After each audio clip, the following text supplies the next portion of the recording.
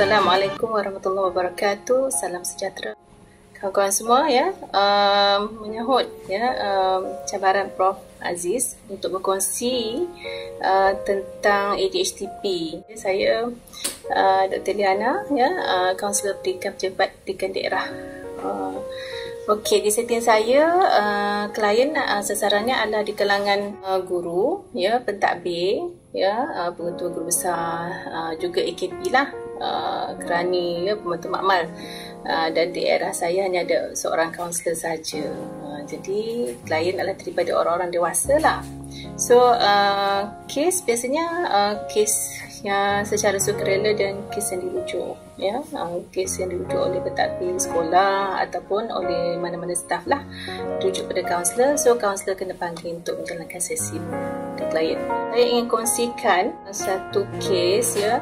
Asalnya saya dapat panggilan telefon ya daripada seorang pengurusi sekolah mengadu tentang staf di pejabat ya, ada sikit isu lah ya, bila ada perselisihan faham ya di kalangan staf pejabat di sekolah tersebut. Jadi saya panggil lah ya klien untuk hadir ke bilik kaunseling di pejabat untuk diadakan sesi kaunseling.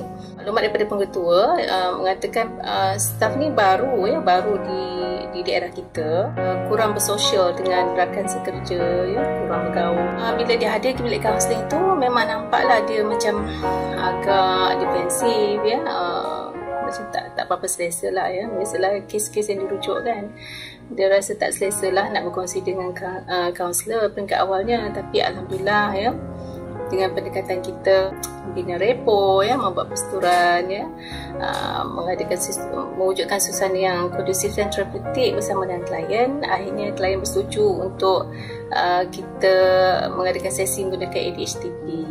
Pada peringkat awalnya memanglah dia tak ready, tak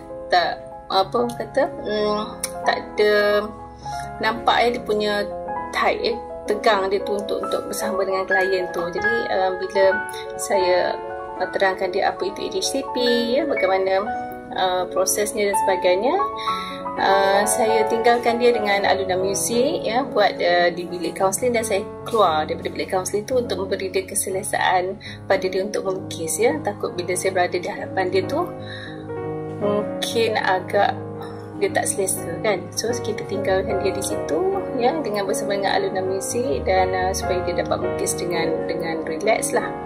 So lepas dalam 8 minit tu saya masuk ke bilik dan tanya pada dia, okay, dah siap melukis?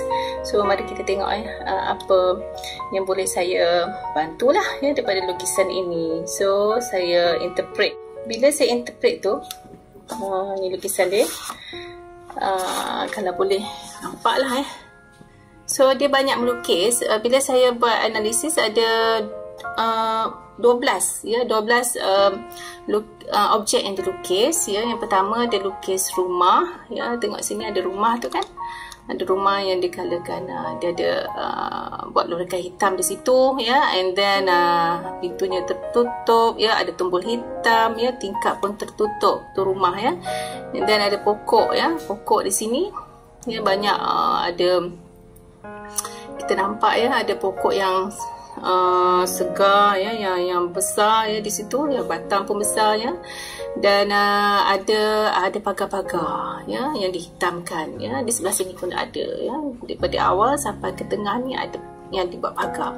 Alright, tu rumah, pokok dan pagar. And then ada orang ya, di sini lukis orang yang lengkap ya. Kalau kita lihat di bahagian kepalanya ya, dihitamkan juga ya, seorang mencekak pinggang dan tangannya diletakkan di belakang, ada line di bahagian pinggang ya, dan kakinya agak tegak dan terarah lah ya. Okey, and then di bahagian bawah ni kita lihat ada kolam ya, ada kolam dan ada ikan, dan sepanjang daripada kiri ke kanan ada air ya, dan juga di sepanjang kiri ke kanan tu ada lorekan-lorekan yang dikatakan sebagai rumput lah, rumput yang tajam-tajam ya, daripada awal hingga hujung lukisan tu. Okey, next ada apa lagi? Okey, ada pelangi ya, ada pelangi yang dilorekkan ya, and then ada ada matahari ya, ada matahari ya, di sini ada matahari dan ada awan. Awan pun ada hitam-hitam di situ dan ada burung ya. Dekat dengan rumah ni pun ada bunga-bunga. Alright, so ada 13 objek yang dilukis oleh klien. So bila sesi interpretasi dilakukan, ya, apa yang boleh disetujui oleh klien. Kalau ikutkan klien ni, dia memang seorang yang sangat-sangat berahsia ya, sehingga pengetu pun tak tahu apa status dia ni kan, janda ke, ibu tunggal ke, dah berkahwin ke belum, sampai macam tu ya, tak tahu. Dia punya merahsiakan dia punya identiti diri. So melalui perkongsian ya, saya dapat tahu yang dia ni seorang janda ya, dan suaminya bekas tentera lah yang telah dipenjarakan, dan dia ada masalah keberhutang yang tinggi ya. Jadi sekarang ni dia ada isu yang berat kalau lihat lukisan gambar kepala tu memang besar, berhitam ya. Lorek ni memang dia berat memikirkan apabila dia terpaksa menanggung kesan daripada tindakan suami dia lah ya, bekas suami dia yang berhutang banyak, dan sekarang ni dia dikejar oleh pihak bank ya, yang meminta hutang itu dijelaskan. Ini dibuktikan dengan pengetu sendirilah memaklumkan kepada saya bahawa kerap kali ada panggilan daripada bank ya, kepada klien. Jadi dia ada keberhutangan yang tinggi. Yang kedua, masalah keluarga juga yang dari segi rumah tu. Dia ni terpaksa menyara ibu ya, ibunya seorang ibu tunggal, tetapi ibunya terpaksa memelihara 5 orang cucu apabila adik kepada klien ini meninggalkan keluarga tersebut ya, berkahwin lain dan tinggalkan anak-anaknya bersama ibunya. Jadi satu bebanan pada klien yang dia ada masalah peribadi di sini, dan dia terpaksa menanggung ibu dan anak-anak saudaranya yang masih kecil. Jadi ada isu kewangan di situ.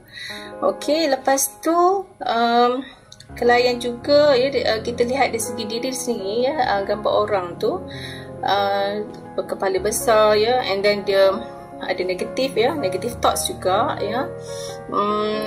Lepas tu kita tengok juga dari segi bahu dia, bahu dalam gambar tu kan, tengok dalam gambar ni bahu dia sangat besar ya, maksudnya dia memang menanggung beban yang banyak lah ya, nak mengurus diri dan ahli keluarga dia. Dan di pinggang dia ada line yang menunjukkan dia ni ada ciri-ciri seorang yang memendam rasa dan mudah marah, dan juga kadang-kadang agak busi juga ya, ada segi personality dia tu. Okay, and then apa lagi ya, dia ni seorang yang sangat-sangat tegas juga ya. Dia ada jati diri yang kalau tengok dari segi body dia, and then dia buat kaki dia memang tegak, terarah memang. Kalau dia ada ciri-ciri bossy, that if she says yes, it means yes, if no, no. Walaupun kalau ikutkan di setting tempat kerja tu, dia bukanlah seorang yang berpangkat besar, tapi dia ada ciri-ciri bossy di situ. Itu menyebabkan ada konflik dengan rakan sekerja lah. Alright, itu dari segi gambar orang. Dari segi rumah tadi saya dah cakap sikit kan, sebab dia tu seorang yang ada banyak isu dalam rumah tangga dia ya, dalam ahli keluarga dia dengan suami yang bekas suami yang bermasalah dan keberhutangan yang banyak, and then dia menunjukkan pagar kan, kalau tengok pagar banyak sini kan, menunjukkan dia memang, sebab dia tinggal seorang diri, memang dia mementingkan keselamatan, sangat-sangat mementingkan keselamatan diri dan juga ahli keluarga dia. Alright, dan tingkap dan pintu yang tertutup, yang tombol yang digelapkan, menunjukkan dia ni memang sukar untuk berkongsi cerita tentang keluarganya dengan orang lain ya. Memang sangat-sangat berahsia orangnya ya, tentang keluarganya. Alright, di sebelah pokok tu kalau kita lihat pun ada pagar juga ya, ada pagar ya.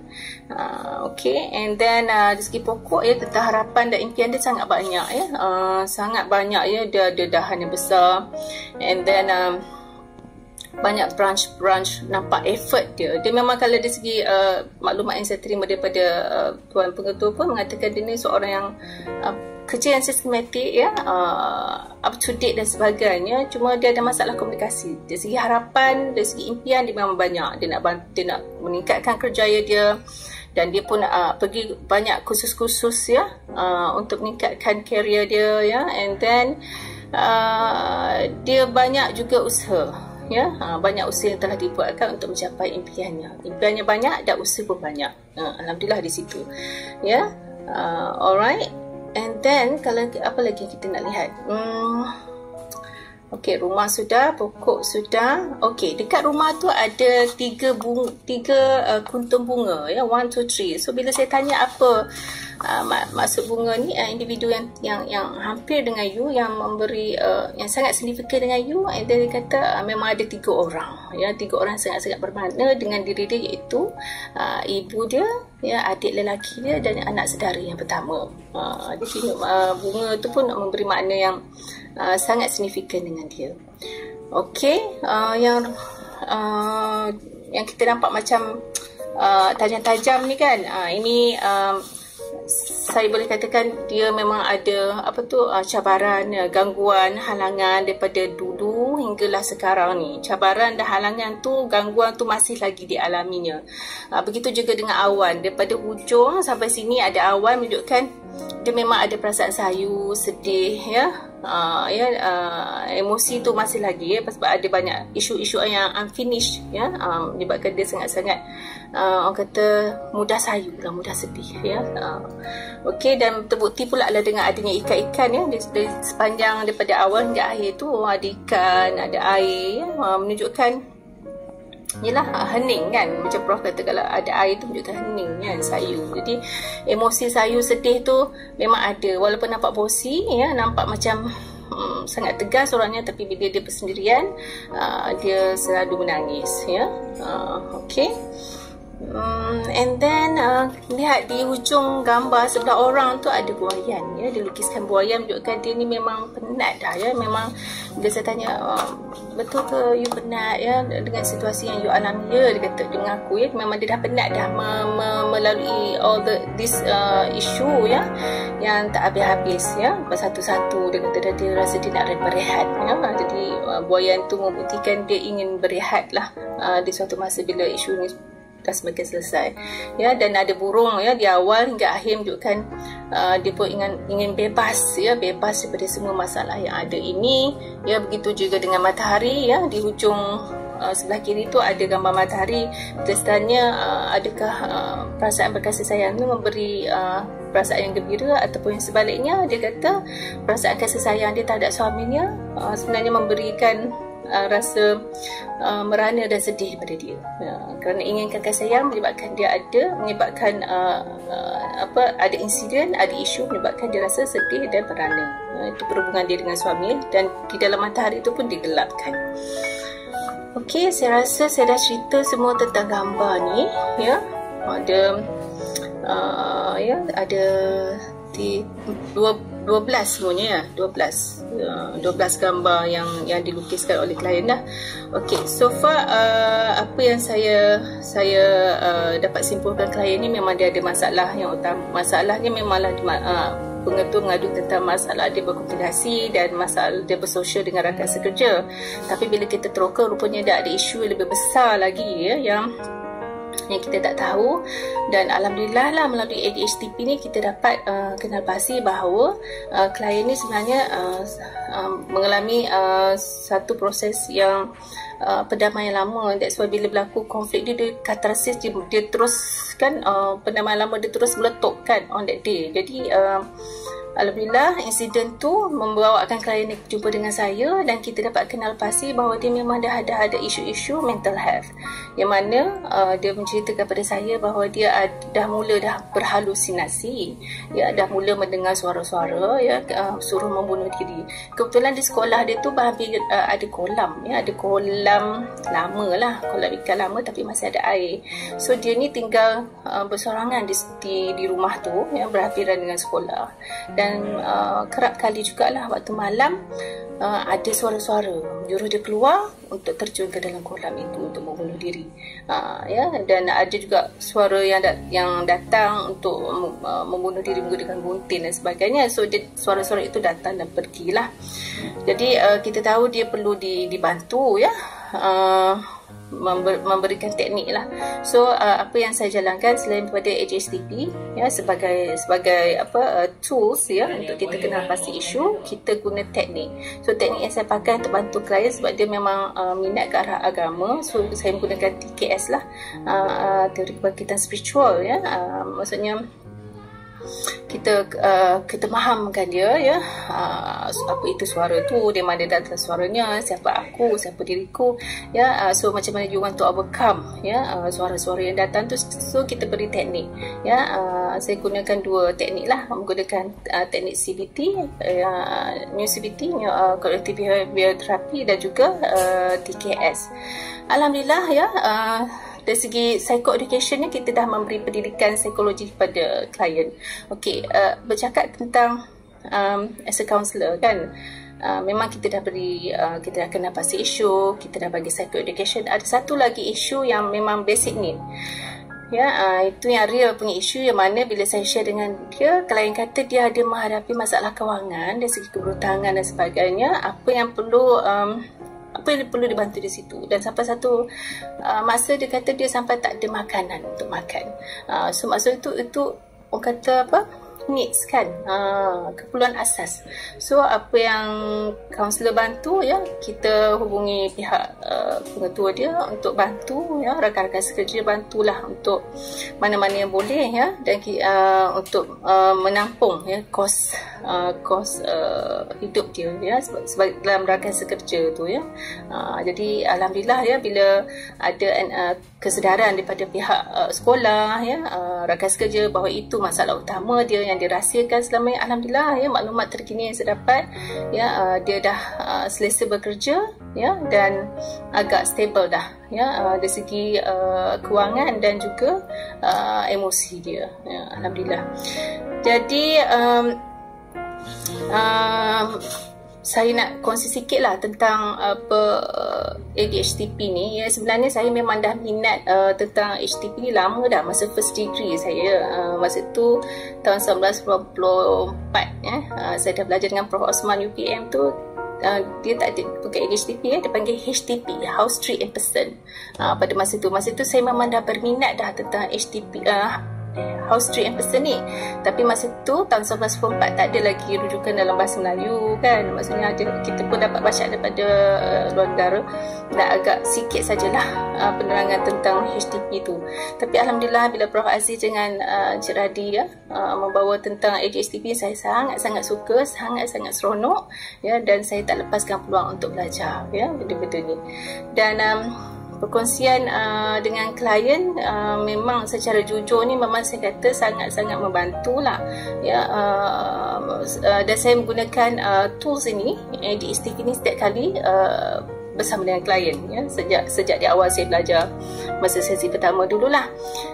So memang saya nampak keberkesanannya. Macam Tuan Radi kata semalam, dia kata mustahil kan dapat 100% tepat interpretasi. Tapi bagi saya, pengalaman saya, memang klien bagi 100% ketepatan interpretasi kita tu betul. So hanya sedikit serta more than 80% yang beri ketepatan 90 to 80%. Ya, hanya sikit saja, ada sikit sangat yang bagi bawah daripada 90 ya, sepanjang saya menjalankan ADHD bersama klien lah.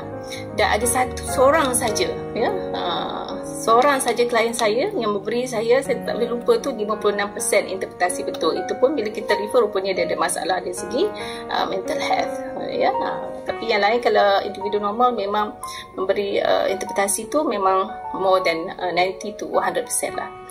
Okey, itu pertama. Yang kedua, kalau ADHD ni sangat-sangat relevan lah, dan sangat-sangat sesuai digunakan di mana saja. Contoh macam saya kan, saya banyak travel. Kalau saya keluar outstation sebagainya, kalau dalam flight pun saya berkesempatan guna HTTP, saya akan buat ya. Saya akan tanya orang sebelah saya, you like to know about your ni kan, subconscious mind so on. So kita nak share tentang HTTP.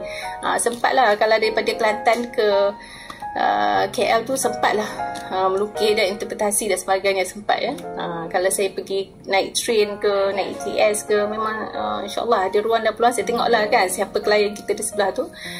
Kita buat psycho education untuk community. Alhamdulillah sangat seronok ya. Saya pun banyak belajar daripada klien-klien yang yang kita dapat lah sepanjang perjalanan kita, travel kita tu. Alhamdulillah. Okey, dari segi trend ya, kalau nak tengok pattern klien-klien di setting PPD ni, macam Prof kata, Prof nak tengok pattern kan. Kalau di PPD ni setakat sekarang ni, saya boleh rumuskan, saya tengok pattern di PPD. Kalau kes yang dirujuk tu, kalau saya tengok orang tu, orang kes rujuk, kepala tu memang besar. Kepala besar, dan kadang-kadang dia hitamkan, kadang-kadang dia tajam ya, ada V shape ya, kepala yang dilukis.